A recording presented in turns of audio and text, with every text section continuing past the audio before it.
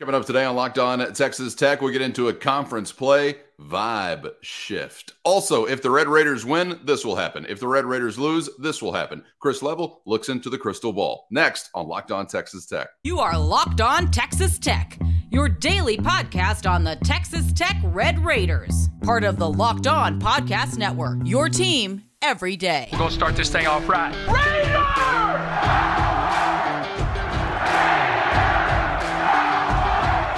Everything runs through Lubbock.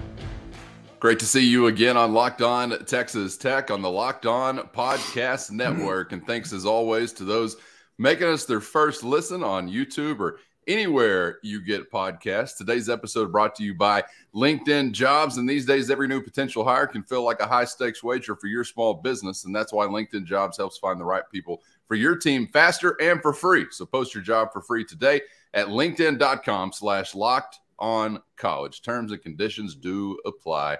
He's the only Chris Level. I'm Casey Cowan. Chris, of course, fresh off his conversation with Joey McGuire on Thursday night, and we are looking ahead to Morgantown, West Virginia. It is Big 12 opener time for the Red Raiders. And Chris, I know that was one of the things that you guys got into last night in your conversation. One of the things we'll get to today. A little bit later on, we'll get into a Big 12 whip around as you got an interesting weekend within the league, and also want to get into some what-if scenarios for the Red Raiders, both good and bad, against West Virginia. But first, back to the conversation with Coach McGuire. And Chris, I know as you guys got into, and we'll get into here this morning, when conference season arrives, the mindset, the vibe, whatever you want to call it, shifts. It changes, and you truly get into a different type of headspace where you know the league is on you. So I don't know what exactly has to change, but I know there will be a lot of things change as far as the environment and the general type of mentality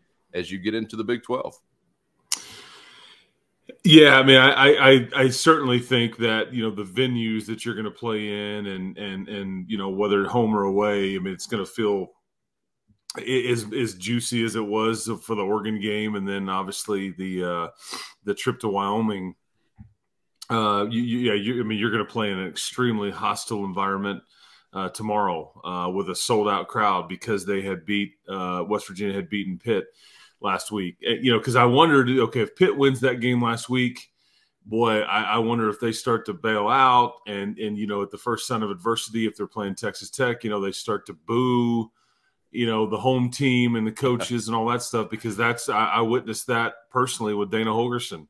You know, they had lost a game the week before you showed up, and Dana was kind of on the hot seat, and people were frustrated. And then, boy, you start to do well, and then, you know, here come the boos and things like that. But yeah, talking to Joey and you know, Jerron Bradley and Coach Johnson, Juice Johnson, you know, I kind of each asked them different ways and individually about, hey, man, I know that it's still a game, and you had a game last weekend. However, this is a bit more meaningful. And I think even Joey and Juice even said we would always trade a non-conference win. While you do want to win all of them, you'd always trade a non-conference win or loss, I guess, to get a conference win, if that makes sense, because this is now more important. It just is. Everybody – other than TCU and Houston, everybody else is 0-0. It's a brand new season.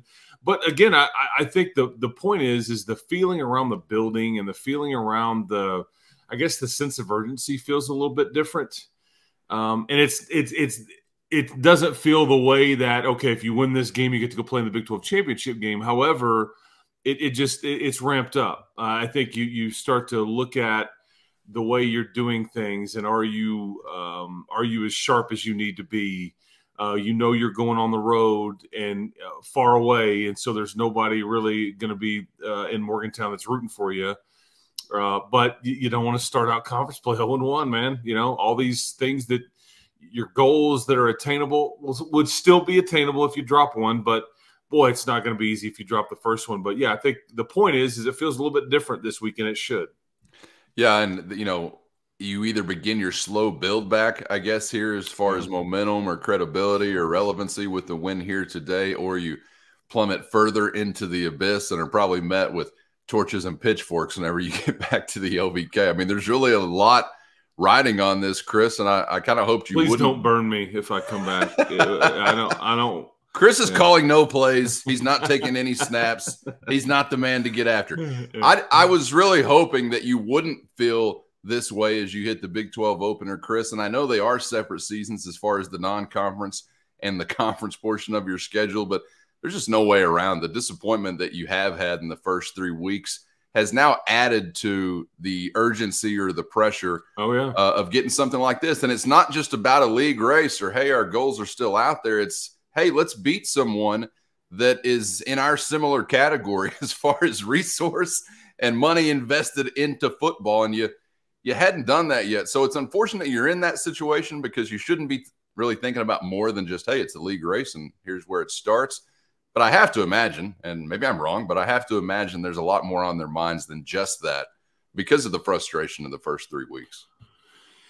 Yeah, and I think you know how we were talking this week about, I think we played the clip on yesterday's show about Neil had said something to the effect of, man, Texas Tech has our number right now. Yeah. And, I think that they are playing that up fairly big in Morgantown. And I think it's funny because, I had somebody come up to me last night. I'm not going to mention who it was. It was somebody fairly prominent. But they said, hey, man, what is this about? We have their numbers. Like, that's just what happens. Like, I mean, doesn't Kansas State have Texas Tech's number? And they beat you 7 times in a row?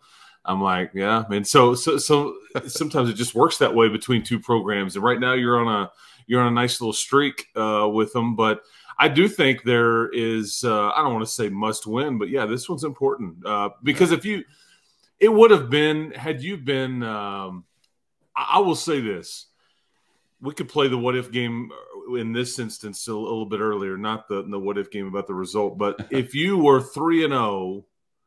It would still be very impressive because if you drop it, it would automatically go, well, they're a fraud, or man, would you trade one of those non-conference wins for a conference win? If you were 2-1 and then dropped it to finish to 500, I still think people would have been like, man, I just don't. And certainly if you're 1 and, if you drop this one and you're 1-3, you feel, but it's this one, these games are important because the fascinating thing about the Big 12 this year is it's going to be maddening for people like you and I to try to figure out on a week-to-week basis because all these games are going to be kind of swing games, if you will, could go either way. I mean, you look at the league this weekend, but just looking big picture, it's going to be hard, and it's a week-to-week sport. So I think that you've got several swing games right in a row. I mean, nobody's going to be surprised if the result this weekend, next weekend, going to Waco. I mean, those could go either way, but you got to start trying to string some together for sure. Chris, I know we've got a couple of guys specifically to get to on an injury front or a return front. Obviously, over the last couple of weeks, we've seen some guys in and out, and I don't know exactly what to make of some decisions on whether or not to play last week against Tarleton State and what was a different context given that it's an FCS opponent. But I'm interested in guys like Coy Aiken among some others. I wonder maybe about some of those guys you talked about last night. Well, I think when Joey says, Coy's going to have he's going to have a good game on Saturday, I think that tells you what you need to know about their plans for. And I'll tell you this about Coy Aiken. I don't know how this is going to start. I think it's almost unfair to kind of put too much on him early because he's missed, the last 4 weeks. Eventually, so follow me here. Eventually, I expect him to be a prominent part of what you're doing from a wide receiver standpoint, even if it means passing up certain guys that we mention their names a lot. Mm-hmm. And here's why. Coy was maybe having as good of a spring as anybody until he went down. He was also playing at the same kind of level a week or 10 days into fall camp until he went down again. I saw a lot of this. I think a lot of people saw a lot of this. Juice Johnson leaned over to me and he was like, he could have started for us had he kept it going. I mean, that's what you're talking about. And it's because he's such an elite route runner and he's got big-time football IQ. He's also much bigger than people realize. I mean, we're talking 6'2", 6'3". But how many wideouts have we seen over the years that have come through here that just have all of it figured out with the finer points of how to play a receiver? You know where to sit down in a zone. You know exactly, you know, on a route and can time it up with the QB and all that. And it earns trust. And I'd be willing to tell you with some of the miscommunication, right? I mean, you think, I don't want to call anybody out, but like, do you think that say Tyler has the utmost trust into Jordan Brown and Jerron Bradley based on that one play against Oregon? Do you think Baron Morton has the utmost trust in Loic Fungi based on the miscommunication from last week? Yeah. I mean, fair to ask those questions, but I know that Coy Aiken earns trust because he is where he's supposed to be all the time. And he knows, yeah, they're playing man, they're playing zone. Well, here, I mean, he's got a great football IQ, and I think that will pay off hopefully sooner than later. But yeah, I expect to see him back. So we shall see. I'm excited, man. I had to go prior to the show, just remind myself, okay, how many times have we even seen him on a game day? Because you and I have spent so much conversation or so much time outside of the season talking about this guy the last 2 years. I remember sitting here and we kicked the show off August of 22, and we're talking about him because he led all of the Western world in catches his final season in high school, I think. So anyway, we've just talked about him a ton. We have not gotten to see him as much as we want to, obviously, and I'm sure he's been anxious to get out there, but maybe we'll see that coming up Saturday. And the last big thing that he did, first of all, his dad's the rodeo coach at Tarleton. That's right. Okay, yeah. So we've established that, and then you know, the last time that anybody saw him, although not everybody was there, Coy was winning the rodeo bowl there at the Texas Bowl for the Red Raiders over the Ole Miss Rebs. So he's been an integral part already. Yeah, using those roping skills. Just most haven't seen it. That's right. That's right. Joey joked, "Hey man, I'll take away your scholarship, man, if you don't win this for us." He was kidding. He was joking, of course. But okay. Well, there's a what if scenario. What if he hadn't have done that? Would he even be here today on the roster? What if he's involved Saturday? What could that change for Texas Tech? Hopefully for the better. We'll get into that and some more coming up dead ahead as we get into a what if scenario. Good or bad? What has to happen for Texas Tech to be a winner, or what would happen if Texas Tech is going to be a loser? That's next on Locked On Texas Tech. First, today's episode brought to you by DoorDash. And if you need groceries this week, but you got no time for the store, try grocery delivery from DoorDash, and you're going to get everything you want delivered when you need it right to your door. You've already trusted DoorDash to bring your restaurant favorites to your door, and now you can get grocery delivery that actually, well, delivers. With thousands of grocery stores to choose from, you're going to get exactly what you ordered, or they're going to make it right. So you can sit back and enjoy quality groceries like you picked them yourself. So right now, get 50% off your first DoorDash order up to a $20 value when you use the code LOCKEDONCOLLEGE at checkout. Limited time offer, terms apply. That's 50% off up to $20 and zero delivery fees on your first order when you download the DoorDash app in the App Store and enter the code LOCKEDONCOLLEGE. So try DoorDash today and get what you want at your door right when you need it, and get 50% off your first order up to $20 with our code LOCKEDONCOLLEGE. These days, every new hire can feel like a huge gamble. And when we're talking about your livelihood or your business, that's not ideal, but never fear. That's where LinkedIn comes in to save the day by helping you find the best qualified candidates available fast and for free, all on one easy to use and secure platform. So head on over right now to linkedin.com/lockedoncollege to take advantage of their simple but specific targeting tools, allowing you to focus on candidates with just the right skills and experience so you can quickly prioritize who you'd like to consider. They go well beyond just resume data by using insights from your job post and their 875 million member profiles to put your post in front of the most qualified candidates faster than anybody else. So go to linkedin.com/lockedoncollege today to identify the most qualified candidates and connect with them fast and for free. A bad hire could sink your ship, but just the right hire could take your business to new heights this year. And that's just one reason why it's no coincidence that small businesses rate LinkedIn Jobs #1 in delivering quality hires versus leading competitors. So head on over right now to linkedin.com/lockedoncollege Locked On College and post your job for free today. It's so easy. A Pac-12 commissioner could do it at linkedin.com/LockedOnCollege to post that job for free today with LinkedIn Jobs. Terms and conditions apply. Thanks for making Locked On Texas Tech a part of your day. Hope you're subscribed on YouTube or anywhere you get podcasts so you never miss an episode. Looking ahead to Red Raiders and Mountaineers from Morgantown, West Virginia. Trying to make it 5 straight Duchendorf Cups for the good guys. Heading on back to the 806. So let's get into a what-if frame of mind, Chris, before we take a look at what else is going down in the Big 12 Conference. I wanted to talk some good or bad for Texas Tech. And what if the Red Raiders win? What's that going to require? Or what would have to happen if Texas Tech is going to be a loser? Let's start more on the positive end. Chris, what do you think would have to be a part of this puzzle if Tech is going to put together a winning formula?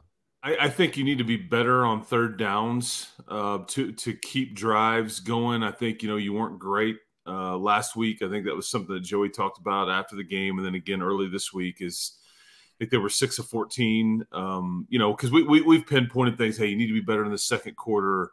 Why are you, not good on third downs? Well, it's because you're not as good as you need to be on first and second downs, and it's harder to manage, third and longs. But I think because what West Virginia is going to want to do is run the ball and keep their defense off the field as much as they can. Kind of one of these that's going to be a bit of their recipe, maybe not entirely, but. And so I think you need to. There's a level of this that you need to. And you hear the term drive starter. I think you'll see QB run in this game. I think you'll see a lot of Taj Brooks in this game. I also think you'll see them set up various things to take some shots down the field because people have been able to pick on West Virginia's secondary at times. Pitt was not good enough to be able to do that, but I expect you to at least try. But the run game is what sets it up. But you've got to be able to run it a bit with your running back and your QB. Maybe some play action opportunity if you can do that. I think that's exactly what we're talking. Yes, yeah. Absolutely. But it's all about, converting third downs and staying on the field. And I just go back to, I think the biggest thing is, like, you start talking about West Virginia's recipe for a win here. If you're Texas Tech, you just simply can't you can't gift them points or gift them a really short field. You just can't do it, I don't think. I think that would only allow them to be more confident, keeps the crowd into it and all those things. I think in a traditional sense, I do think they'll have a hard time scoring, 20 in the mid-20s or even getting close to 30 points unless you help them with a pick six, a muffed punt return that gives them the ball on the 10-yard line, whatever. You just can't gift them anything. And so I think it goes a long way. And, hey, man, I looked over at Jerron Bradley last night. I'm like, hey, man, what I hear you saying is eliminate bad football, to quote the head coach. He's like, yeah. So that's been stated a few times. Yes, that's right. That's right. And it's not, run the touchdown play, sure. But just because I even heard Neil say this on a national interview yesterday, and it's true. I 1,000% agree with him. More football games are lost than football games that are won. Typically, this is a sport where there's so many moving parts. Officials are in play. There's so much execution that's required. Typically, people just screw it up. They mistime a route. They turn the ball over. They commit penalties, whatever it is, and you end up losing the game as opposed to the other team winning it. And so, it's almost like not the team that makes one more play, but the team that makes one fewer mistake, which 1,000%. Is making me think of the Oregon game, man. I'm thinking about some of those final key moments where Tech flinched and Oregon didn't, and that's how you had the separation. I think that's a great point and probably is going to be true more weeks than not. Okay, that's the rosier end, and you may have already answered one aspect of the darker end of the street when you talked about, giving it up here, an easy play or whatever it might be, special teams, turnovers, mistakes. If Texas Tech loses this game, it will be why, Chris? What's in that category if the Red Raiders are to stumble? Because they can't consistently stop West Virginia's ground game. I think if you can't bank 3 points or things like that when you have them in your back pocket. You know, I've seen weird things happen up there with the kicking situation and scenarios. And I think, and it goes back to kind of the flip side, is if you just can't take care of the football, you know, because it is now that we're removed from it, it really is somewhat stunning. And maybe that should give people hope. It's really stunning that, because I think Oregon is getting a lot of love nationally. I think they'll probably handle Colorado, you know, this weekend and all that. And I do think it's going to be one of the best teams on paper that you see and on the field. It's still stunning to me that was a turnover battle of 4-0, and yet you had multiple chances to win the game, and someone else, you should have won it, because that shouldn't happen. Like the turnover margin being that lopsided, it should take you out of every sort of equation on being able to win it. Right. Yeah, you're still throwing into the end zone at the end of the game, trying to tie the game up. And so I think that it should give you some hope. But at some point, this offense, I do think, is going to start to click a bit. I think Juice's point last night, he was saying it to Bradley. He saw the notes that I had written down, and he said, hey, before he comes up here, you tell him to stay the course. And that's kind of the message that they're hearing right now. Keep grinding. We're going to get this. And you're still averaging 34 points a game. It's not like it's broken. But we want it to be better. We want it to be more efficient. They want it to be better and more efficient, all those things. And so just stay the course, because I think they feel like that if they do, that there's a payoff there. But you can't just, okay, well, this isn't working. Let's just throw it all out and start all over. And, okay, we draw up. You can't. Yep. It doesn't work like that. But let us know how you see it in the YouTube comments, agreement or disagreement. If Texas Tech is a winner, here's why. If Texas Tech is a loser, here's why. Let us know what you think. Coming up ahead, we're wrapping up the week, looking around the Big 12 Conference. The Fur will be flying this weekend within the league and beyond. One of those good college football weekends on tap as far as the slate, and we'll get into some of it coming up next on Locked On Texas Tech. First, today's episode brought to you by FanDuel, America's #1 sportsbook and the official sportsbook of Locked On. And the NFL season is on and popping, and the only place to be in the center of all the action is with America's #1 sportsbook. And right now, new FanDuel customers can bet $5 and get $200 in bonus bets back, guaranteed. But there's more. All customers, new or old, who bet $5 are going to get $100 off NFL Sunday Ticket from YouTube and YouTube TV. Translation, right now is the best time to join FanDuel by downloading their safe, secure, and easy-to-use app where you can bet on anything and everything. And when you're a winner, you're always paid instantly with FanDuel. So visit FanDuel.com/lockedon. That's FanDuel.com/lockedon and take advantage of their NFL kickoff offer that you can't afford to miss. From FanDuel, official partner of the NFL. Glad to have you along for the ride on Locked On Texas Tech on the Locked On Podcast Network. Your team every day, free and available on YouTube or anywhere you get them casts. In the Big 12 Conference this week, Chris, more than a few interesting matchups. Of course, the Red Raiders and Mountaineers from Morgantown have got our attention mostly, but elsewhere, you got a battle over a skillet there in the Metroplex, Ponies and Frogs. You got BYU with some momentum after a trip to Arkansas on the road at Kansas. Kansas is a 9.5-point favorite in this game there in Lawrence. You got Oklahoma State and Iowa State. Does anyone want to continue to play this week? That's the bowl game title there. Houston, Sam Houston, that's the snoozer.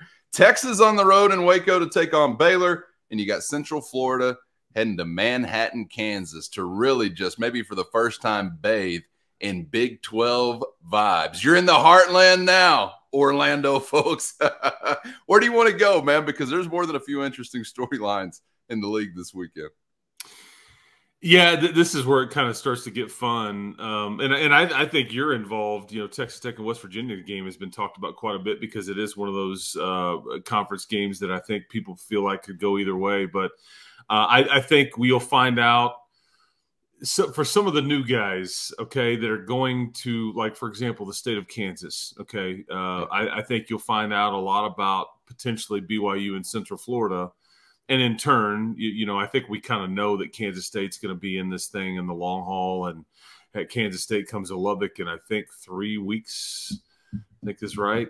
I think, yeah, you West Virginia, then you host Houston, and then you go to Waco, and then Kansas State's here. So it's about 3 weeks away. But I think you'll learn a lot about Kansas State. But if Central Florida were to pull that off, they're going to get a lot of credit. Now, they do have their backup quarterback playing in that game. So I think that's a bit tricky, because I think the Plumlee kid, I think was – expected to be like, really, really good. And he had been and all that, but he's going to miss 2 to 3 weeks. The BYU Kansas game, I think I saw this earlier. This is the first time since maybe like the 2000 timeframe or something that you're this late in the season and you have 6 games of teams that are 3-0. Okay, 6 games between teams that are 3-0 this late this late stage in the game, and BYU and Kansas is one of those 6.